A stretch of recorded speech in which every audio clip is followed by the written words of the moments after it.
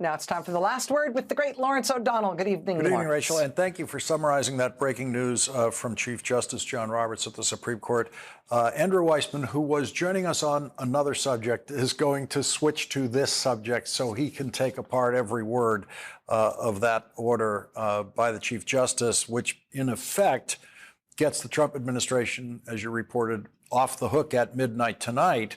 Under a previous obligation from a lower court judge, they ordering them to deliver $2 billion in spending that they had been holding back.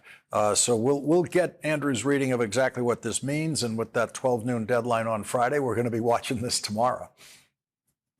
Yeah, exactly. I know this is they've bought a little bit of time here, but this is still I mean.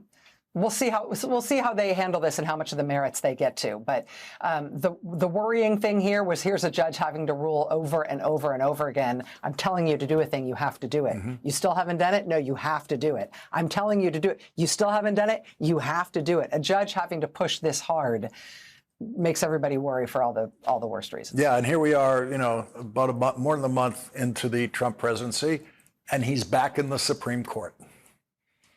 Yeah, exactly. Yeah. Thank you, Rachel. Thanks, Lawrence. Thank you. Thanks.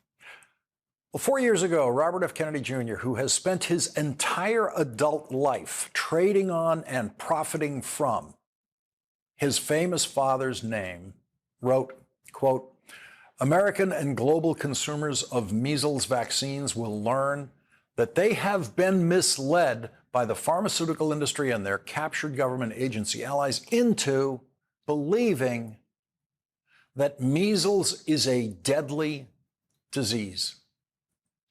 Some mothers believed Robert Kennedy Jr. when he told them not to worry about measles. Some fathers believed Robert Kennedy Jr. And tonight in Texas, a child is dead because of the lies told and advanced around the world by Robert Kennedy Jr. The victim killed by measles is described only as a school-aged child. Robert F. Kennedy Jr., who has vaccinated his own children, lies about measles and about vaccines. And those lies are what propelled him into a seat in the cabinet room today, where his famous father once occupied the Attorney General's seat during cabinet meetings, with his famous uncle, John F. Kennedy, occupying the president's seat in those same cabinet meetings. That was the 1960s. In the cabinet room today, Robert Kennedy Jr. showed not the slightest sign of being even slightly moved by a child who was not vaccinated for measles being killed by measles. There have been 4 measles outbreaks this year. In this country last year, there were 16. So it's not unusual. We have measles outbreaks every year. No big deal, not unusual. On the day a child dies, from his kind of advice. We have measles outbreaks every year, thanks to Robert F. Kennedy Jr. Before Robert Kennedy Jr.'s anti-vaccine preaching took hold in this country, measles was officially declared eliminated from the United States of America in the year 2000. Eliminated. 0 outbreaks, 0 deaths. Then came the deadly lies of Robert F. Kennedy Jr., the lies that earned him his chair in the cabinet room today, where more lies were publicly told in the cabinet room by more people than any other cabinet meeting in the history of the White House. In every other presidency, cabinet meetings were closed-door events. They were not clown shows for the cameras. In the pre-television age, when presidential staffs were much smaller, they relied much more on the cabinet in those cabinet meetings. And those cabinet meetings were much more substantive and serious. Cabinet meetings held by President Franklin Delano Roosevelt in that same cabinet room with the door closed and no cameras present included strategizing for lifting this country out of the Great Depression in the 1930s, and then even more dramatic strategizing about how to win World War II. In the more modern presidencies since then, cabinet meetings became much less frequent and much less important over time. Today, Donald Trump became the first president in history to invite the richest person in the world to speak in a cabinet meeting simply because he is the richest person in the world. That's the only reason Elon Musk was invited to today's cabinet meeting, where every member of the Trump cabinet stared at Elon Musk as if they were staring at their boss. Billionaires in the cabinet is a Trump innovation. Prior to Donald Trump, no president invited a billionaire to be a member of the cabinet or attend the cabinet meeting. Donald Trump has at least 3 billionaires right at the table with him as members of the cabinet. But Donald Trump's cabinet billionaires know that they will never come close to being as rich as Elon Musk. But if they worship him enough publicly, Elon Musk might make those billionaires a lot richer in the future by letting them in on some of his deals. And he might do that for Robert Kennedy Jr. and everyone else in that cabinet room today. Elon Musk has received massive government subsidies to achieve his wealth. Elon Musk has invented nothing. Elon Musk invested in an electric car company that already existed, which then became hugely successful by selling electric cars to liberal Americans, mostly in California at first, who thought by buying those electric cars, they were helping to save the planet. And instead, that money from liberal Americans hoping to save the planet made Elon Musk the richest person in the world. And then he used that money to buy the presidency for someone who doesn't believe climate change is a problem and who wants to burn as much oil as possible. Elon Musk knows more than I do about electric cars. Elon Musk knows more than I do about rockets.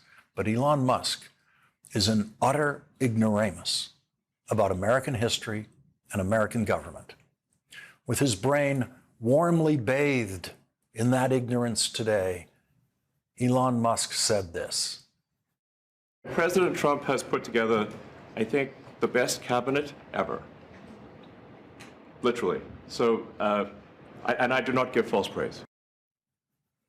He's not from around here. So, there's things he doesn't know. He's from South Africa, where you don't learn in elementary school that Thomas Jefferson was Secretary of State, that Alexander Hamilton was Secretary of the Treasury. You don't grow up in South Africa having the slightest idea who was in Abraham Lincoln's cabinet or Franklin Delano Roosevelt's cabinet. He stood in that cabinet room today, having absolutely no idea who Frances Perkins is, the first woman member of a cabinet, President Roosevelt's Secretary of Labor. She created the biggest, most enduring, most important program in the history of American government, Social Security. That was her idea, and she got it done. Nothing anyone in that room today does in the next 4 years will last as long as Social Security. Nothing Elon Musk ever does in his life will last as long as what Frances Perkins created as Secretary of Labor in 1935, which, in addition to Social Security, includes things like the minimum wage, the 40-hour work week, things that have become so essential to the fabric of American life that people think that they were always there. But no, those were Frances Perkins' ideas. When Elon Musk took up residence in Canada at age 17, he certainly didn't spend his time studying American history or American government. One of the joys for Donald Trump, no doubt, of having Elon Musk in the cabinet room with him today is that for the first time in the cabinet room, Donald Trump might not be the most ignorant person in the cabinet room about American government. Donald Trump took questions from very tame, very well-behaved, mild-mannered members of the White House press corps in the cabinet room, who did not scream questions at him the way they always screamed their questions at Joe Biden. They didn't, and the way they screamed their questions at Joe Biden's press secretary, they didn't do that. And to every question, Donald Trump gave a response that included at least one lie. Every single one of them. And on the day that Donald Trump was doing that, as if on cue, Washington was graced with an article praising Donald Trump for taking more questions in his first month than President Biden did in his first month or President Obama did in his first month. The National Journal frequently does good work, but it is frequently imprisoned in the conventions of the Washington Press Corps. And there's nothing the Washington Press Corps cares about more than asking presidents questions. And I mean, they care about the questions. They do not care about the answers, and they prove that. They do not know that a lie is not an answer. And so, yes, Donald Trump took more than 1,000 questions in his first month, and he did not answer any of them because a lie is not an answer. Having watched how easy it is for Donald Trump to lie to the White House press corps, Elon Musk has decided to do exactly the same thing. One of the lies he told today was that he restored the funding of Ebola prevention, and there was no interruption in it. And that is not true, as Rachel pointed out in the last hour. That is a lie, as we'll report in more detail later in this hour. Donald Trump, in an echo of his joy about the nickname for his first Secretary of Defense, reveled in the nickname for his choice of Chairman of the Joint Chiefs, retired General Dan Kane. Chairman of the Joint Chiefs. Yes, sir. And Raising Kane. I liked him right from the beginning. As soon as I heard his name, I said, that's my guy. Raising Kane, that's my guy. The guy who chooses people based on their nicknames is not going to give you the best cabinet ever. We are going to appoint Mad Dog Mattis as our Secretary of Defense.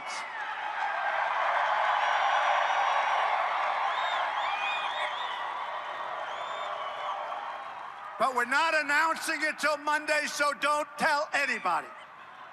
Mad Dog. He's great.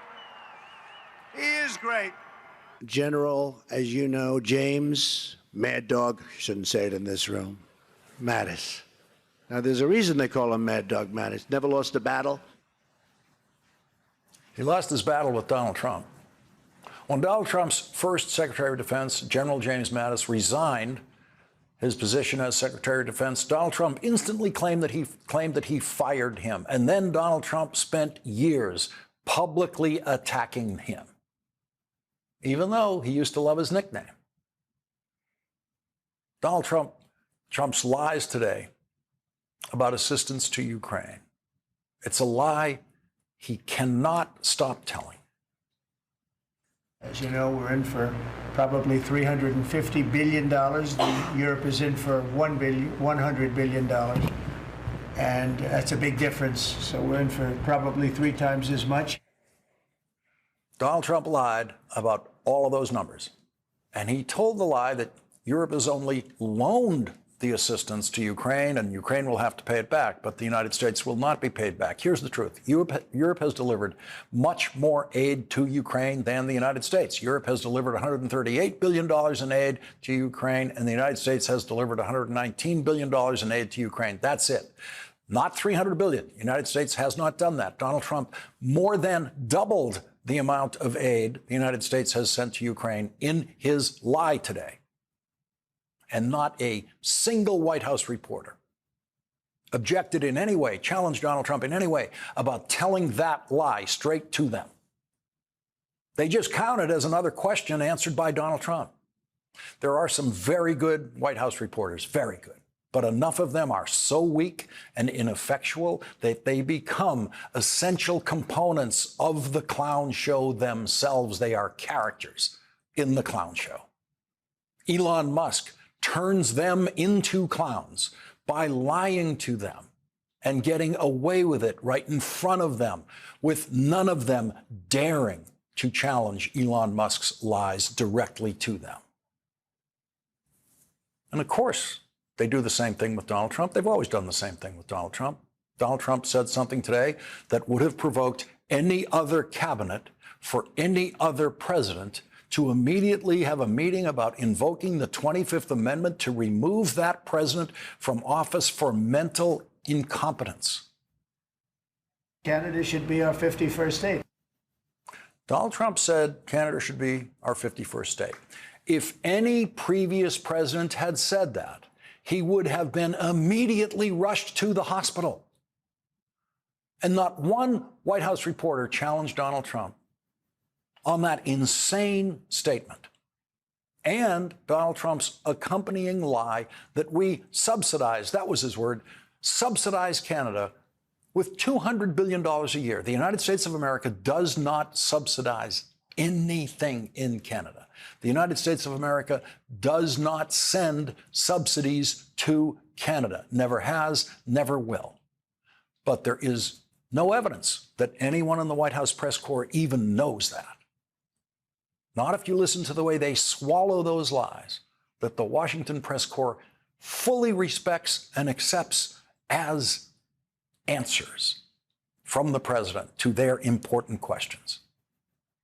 But maybe the biggest failure of the White House press corps today was when Donald Trump said that he is not going to cut Social Security, Medicare, or Medicaid. And Donald Trump said nothing about the fact that the Republican House of Representatives voted to cut Medicaid by $880 billion in a budget resolution that Donald Trump supports last night. Can you guarantee that Medicare, Medicaid, Social Security will not be touched? Yeah, I mean, I have said it so many times, you shouldn't be asking me that question, okay? This will not be read my lips. It won't be read my lips anymore. We're not going to touch it. That was the best and most important question of the day. And Donald Trump just said, we're not going to touch Medicare, Medicaid, or Social Security. And not one reporter in the room said to him, why did you touch it last night? Why did you support the Republican budget resolution last night in the House of Representatives that cuts $880 billion from Medicaid? Donald Trump said, we're not going to touch it. After touching it last night and him personally helping to round up the final votes to pass that resolution to cut Medicaid. The 200-year-old man appeared in the cabinet room today when Donald Trump invoked his lie about people 200 years old receiving Social Security. Remember when Elon Musk got caught lying about people with birthdays 150 years ago receiving Social Security? Elon Musk shut up about it after he got caught lying. What did Donald Trump do? He made the lie bigger. The 150-year-old man became the 200-year-old man. It was a day of false praise in the cabinet room and false praise by the Washington press corps for Donald Trump taking their questions more than other presidents have taken their questions, and absolutely no concern exhibited whatsoever by the Washington press corps when Donald Trump responds to their questions with the craziest lies ever spoken by a president of the United States. Leading off our discussion tonight is Robert Reich. He served as Secretary of Labor in the administration of President Bill Clinton. He's professor of public policy at UC Berkeley and co-founder of Inequality Media. Robert Reich, I very much wanted someone who's been in that room, who's been in the cabinet room in a real cabinet meeting with the door closed. What's the difference between what you experienced in the cabinet room and what you saw there today?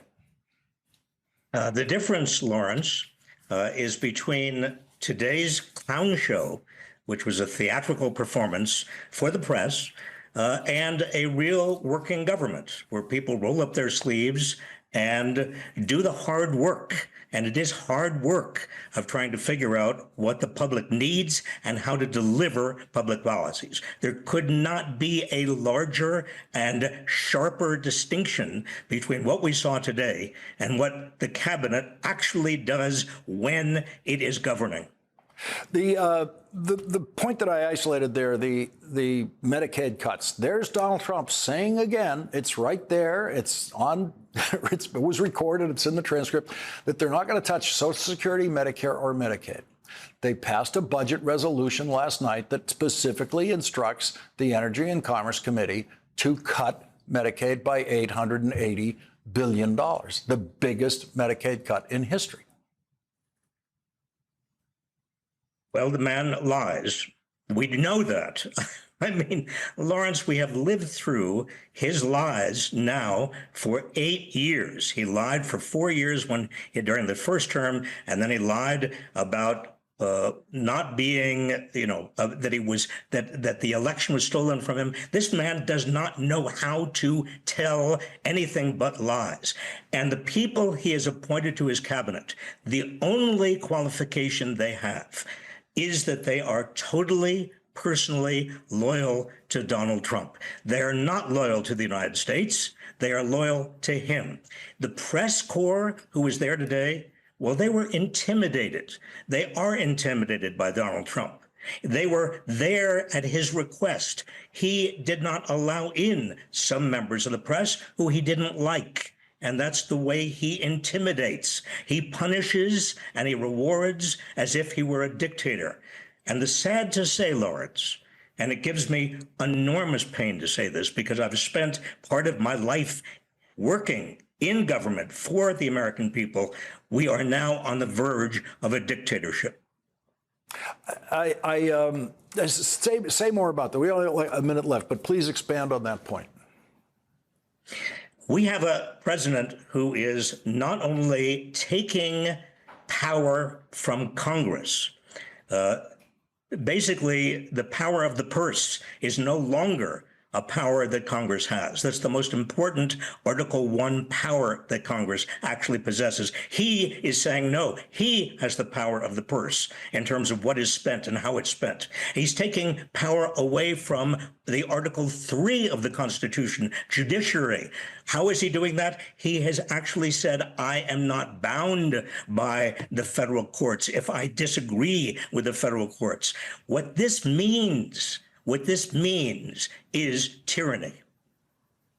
Former Secretary of Labor Robert Reich, thank you very much for joining us tonight. Really appreciate it. Thank you, Lawrence. And coming up, the Trump criminal defense lawyer who told appeals court judges that it would not be a crime for Donald Trump to use SEAL Team 6 to assassinate his political opponents said the same thing today in his Senate confirmation hearing for the job of Solicitor General of the United States. Senator Adam Schiff asked about SEAL Team 6 today in that confirmation hearing. He will join us next.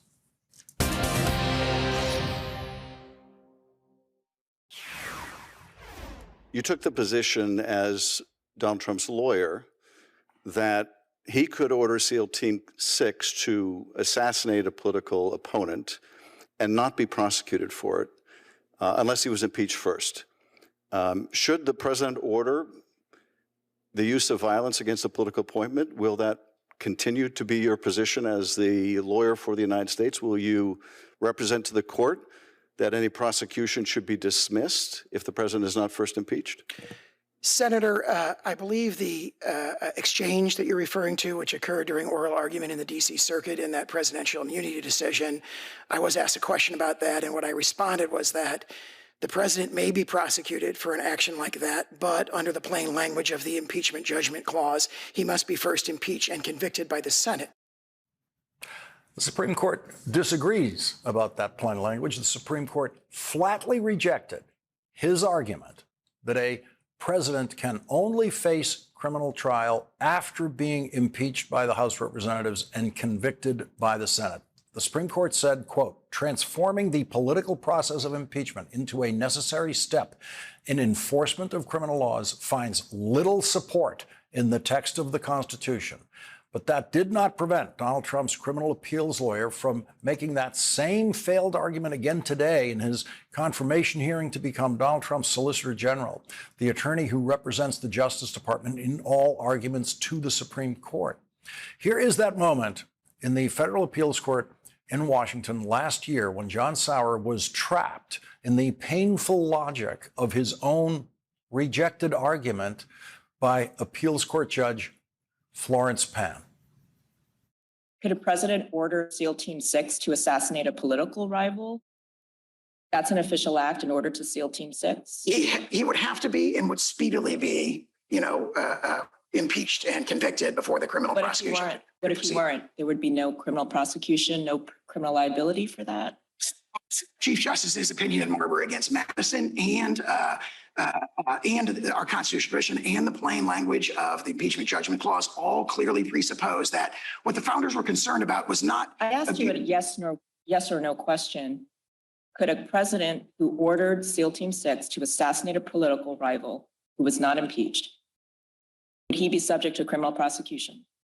If he were impeached and convicted first. And So your answer is no. My answer is qualified yes.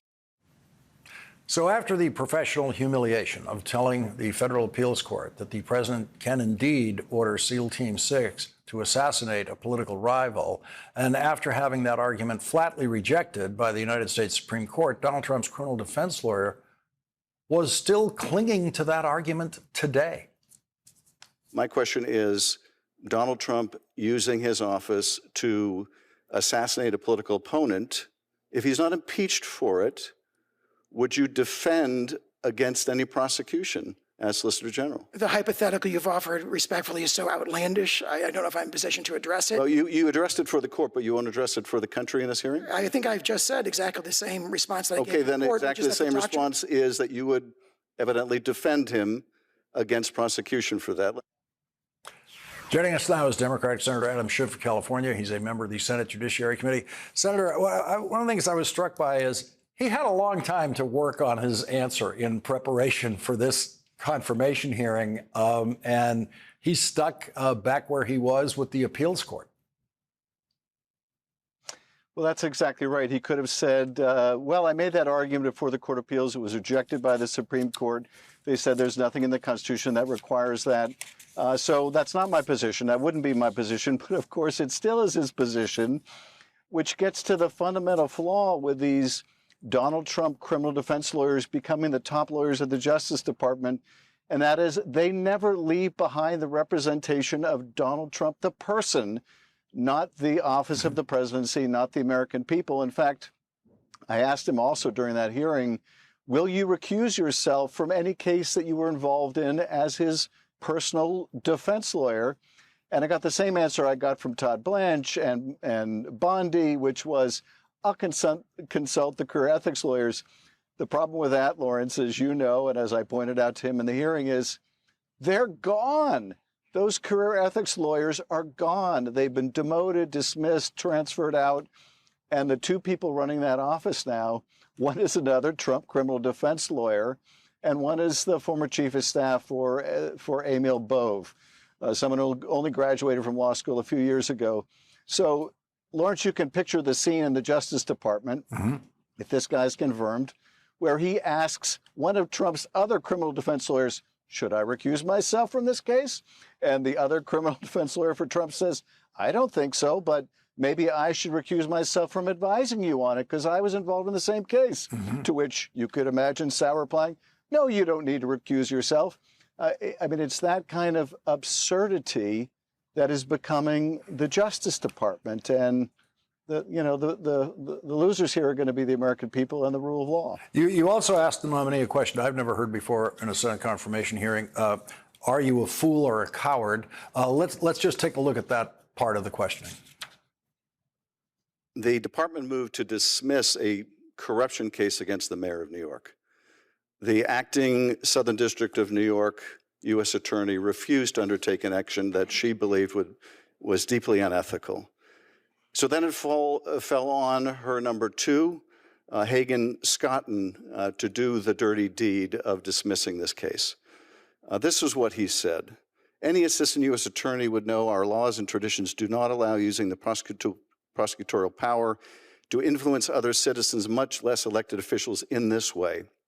If no lawyer with an earshot of the president is willing to give him that advice, then I expect you will eventually find someone who is enough of a fool or enough of a coward to file your motion, but it was never going to be me. My question to you, Mr. Sauer, is, would that be you? Would that be you if it fell to you to dismiss that case? Would you be the coward or fool willing to dismiss that case on behalf of the president? I certainly can't speak to any official action that I might or might not take in a hypothetical scenario. I will say that there was a distressing lack of letters like this during the weaponization of justice. Well, there is a disturbing presence of letters like this, and your answer tells me that it would be you. It seems that's what the answer tells us. He would have done it in a flash. That is sadly the case. And I continue to be just astonished by this situation in New York. You have a mayor charged with serious corruption. You have the president intervening to dismiss the case. And why? Because apparently the mayor is willing to do his bidding on immigration if the case is dismissed. You have the prosecutor handling the case, alleging that she was present when this quid pro quo was being discussed. And you have now, I think, 6 prosecutors at SDNY and at Justice who resigned rather than do this dirty deed. And my question to this nominee is, would that have been you? Would you have stood your ground? Would you have done the principled thing like these 6 prosecutors? Or would you be the coward or fool that this prosecutor was referring to, who was willing to sacrifice everything they're supposed to believe in as a member of the bar? And sadly, the answer is, yeah, I'll do the deed. I want the job that badly, I'll do the deed. And I tell you, because those prosecutors that we saw in New York at a justice who resigned, and because of these other patriots in other offices who are resigning, there's some real profiles in courage. The tragedy of our time is that those profiles in courage turn out to be so rare. Yeah, and Danielle Sassoon, the lead prosecutor who resigned, is a registered Republican, member of the Federalist Society, was a clerk for Republican-appointed federal judges, Supreme Court Justice Scalia. So this did not come from the left side of our politics. Senator Adam Schiff, thank you very much for joining us tonight. Thank you. Thank you. And coming up, Andrew Weissmann will join us. He'll explain what Chief Justice John Roberts just ruled about this order on a lower court judge ordering the Trump administration to deliver $2 billion in funding to the United States Agency for International Development. John Roberts says pause, for at least until Friday. Andrew Weissmann will explain. That's next.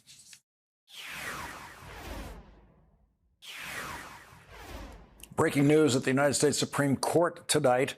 A lower court judge, federal judge, ordered the Trump administration to unfreeze $2 billion in USAID funding, United States Agency for International Development, and deliver that funding by midnight tonight.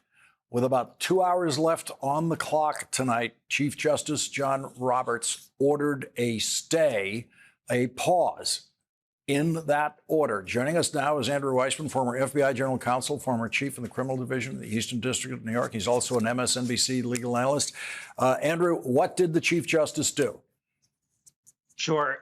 So this is funding that's USAID funding. This is something that's committed by the agency to all sorts of good and sufficient reasons to have it go out, and it's committed funds. And so the district court was saying, just because you don't like Joe Biden, the fact that this was committed in a prior administration does not give you the right, without proper procedures, to just cut it off. I mean, frankly, there's going to be all sorts of lawsuits if you do that, including breach of contract. So that was the decision of the district judge.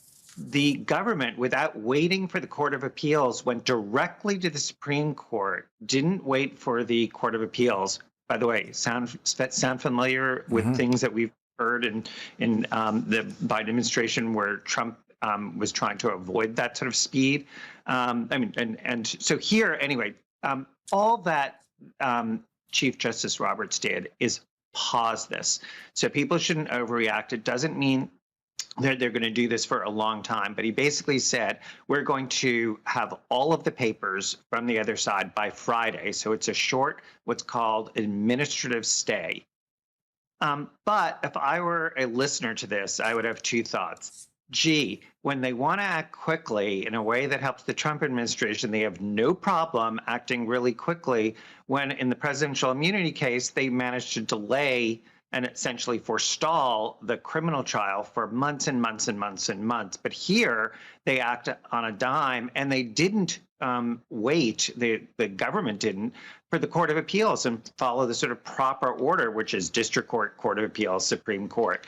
By the way, the Court of Appeals, the D.C. Court of Appeals, did in the interim say that they agreed with the district judge that this is money that should go out and that this isn't even an appealable order. So anyway, let's wait and see what the court does, but we could have a decision as early as Friday afternoon. And who makes the next decision? Is this something the chief can still be doing on his own, or does he have to bring in the entire court? He's going to bring in the entire court. This is one where he will not on his own issue some sort of stay other than this short administrative stay. We're going to see the whole court weigh in on this. But this is, one of many, many cases that we should keep our eye on that are going to be heading up to the Supreme Court. There's a lot to say about it in terms of the evolving position of the government here. They are taking a very different position now than they did in the district court. It'll be interesting to see how much they get called out for that. Andrew Weissmann, thank you very much for joining us tonight. You're welcome. Thank you. And coming up, Elon Musk lied in the cabinet room today about what his cruelty has done to the United States Agency for International Development and the people whose lives depend on it, including the prevention of Ebola. And that is next with former USAID official Jeremy Konyndyk.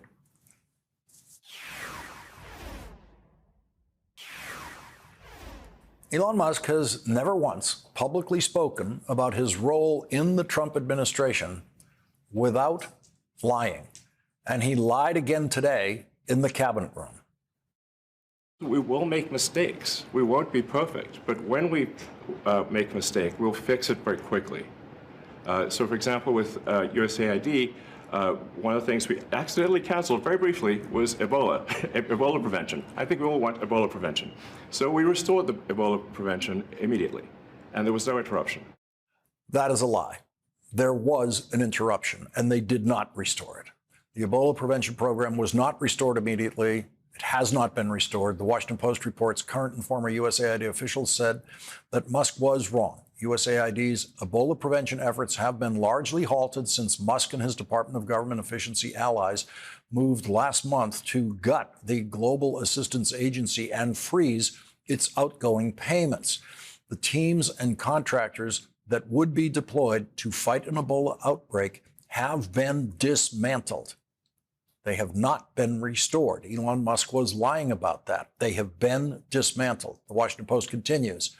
There have been no efforts to turn on anything in prevention of Ebola and other diseases, said Nidhi Buri, who served as a senior USAID official during the Biden administration and oversaw the agency's response to healthcare outbreaks. The full spectrum, the investments in disease surveillance, the investments in what we mobilize, moving commodities, supporting lab workers, that capacity is now a tenth of what it was.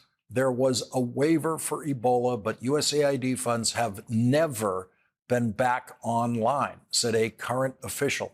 USAID has been frozen, staff and money. Joining us now is Jeremy Konyndyk. He served as the USAID official in the Biden administrations and the Obama administration. Thank you very much for joining us again tonight. I want to just kind of open your microphone to the current situation at USAID, what you heard Elon Musk say today. Yeah, Elon Musk is absolutely full of it. As you said, he lied. He lied to the president. He lied to the cabinet. He's lied to the American people. The Ebola team at USAID is down to almost zero. The outbreak team at USAID is down to almost zero. They have dismantled USAID's capability to respond to global outbreaks, and that was a capability that I oversaw and helped to build during the Obama administration when I oversaw the agency's response to Ebola in West Africa in 2014. We do not have the ability as a government to do now what we did then, and that is thanks to Elon Musk. What else is suffering at USAID? Because Secretary Rubio said very quickly in this crisis that, oh, no, all the life-saving stuff we're going to turn back on immediately. Yeah, that's clearly a sham. It was originally a hopeful moment. It seemed like maybe they would be reasonable about at least avoiding killing thousands, tens of thousands, potentially over time, millions of people by at least sustaining some of those life-saving programs. That is now a sham. I think that's the only word for it. What they were doing today, this afternoon, while Elon Musk was lying in the cabinet room, was canceling more than 90% of USAID's remaining global programs. They canceled many programs that had received waivers from Secretary Rubio just in the past few weeks because they were life-saving in nature. So, the whole sort of fig leaf that they have had, that this was just a review, that they were not going to do anything too drastic and life-saving programs, that's been completely blown up by their behavior today. Yeah, and basically gutting PEPFAR, the president's initiative on the spread of AIDS in Africa, which has been crucial, which has saved 25 million lives or more. And now tonight, people's lives are at risk because of the ending that. Literally taking food out of the mouths of starving babies in famine sections of Sudan. There's really never been a deliberate cruelty like this that is supposed to be an agency that exists to deliver that food. No other purpose but to put that food in the starving baby's mouth. Yeah, the U.S. government feeds tens of millions of people in humanitarian crises around the world every year. They have now canceled much of that. One of the things that they canceled was a contract with two American companies that produce the therapeutic treatment that is used to treat malnourished children. So that is a great story. It's an amazing product. It can literally bring children back from the brink of death. It's produced here by American products. American farmers grow the peanuts that are used to make it. That's now been canceled. Jeremy Konyndyk, thank you very much for joining us again tonight and keeping us up to date on this tragic story. Thank you.